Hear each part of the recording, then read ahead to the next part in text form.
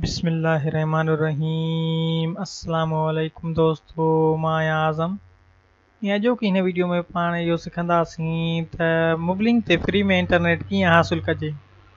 तो दोस्तों सब खां पहिरीं पंहिंजो फ़ोन बुक ओपन कंदासीं। तो दोस्तों यादि रखिजो त हीअ उहा ऑफर आहे जेका हर कंहिंखे नथी मिली सघे। तो दोस्तों ये उहा ऑफर आहे जेका 70% माण्हुनि खे मिले थी ऐं 30% माण्हुनि खे नथी मिले।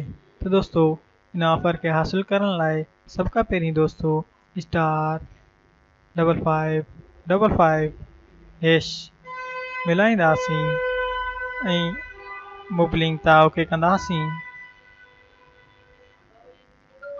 ये दोस्तों तव्हां मथां ॾिसी सघो था लिखियो पियो आहे जे 3 डे गिफ्ट। असल में दोस्तों कंहिंखे 3 डे मिलंदो आहे गिफ्ट ऐं कंहिंखे वरी 7 डे गिफ्ट मिलंदो आहे। तो दोस्तों तव्हांजे नसीब में जेको हूंदो उहो तव्हांखे मिलंदो।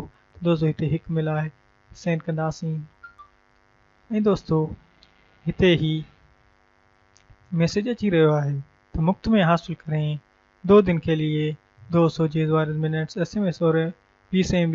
असल में दोस्तों हिते लिखियल त ईअं आहे पर असल में दोस्तों 3 ॾींहंनि लाइ पाण खे 300 मिनट 300 SMS ऐं 300 MB मिलंदा या वरी पाण खे 7 ॾींहंनि लाइ 700 मिनट 700 SMS ऐं 700 MB मिली सघनि था। तो हिते दोस्तों हिकु लिखी सेंड कंदासीं।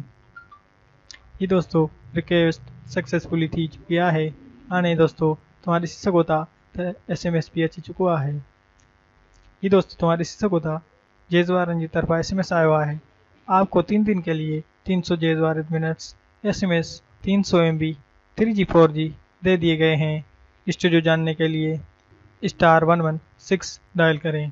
तो दोस्तों डायल करे ॾिसंदासीं फ़ोन बुक खोलींदासीं हिते अची *116 डायल करे ओके कंदासीं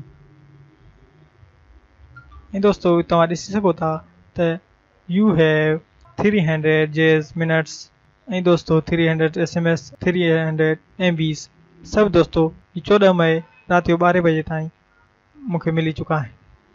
उम्मीद है दोस्तों त अॼु जो ही वीडियो तव्हांखे वणियो हूंदो या अॼु हिन वीडियो में तव्हांखे कुझु न कुझु फ़ाइदो पहुतो हूंदो। अहिड़ी वीडियोस ॾिसण लाइ असांजे चैनल खे सब्सक्राइब कंदा ऐं असांजी वीडियो खे ज़रूरु लाइक कंदा। ॿिए वीडियो ताईं ॾींदा पंहिंजे दोस्त खे इजाज़त। अल्लाह निगहबान।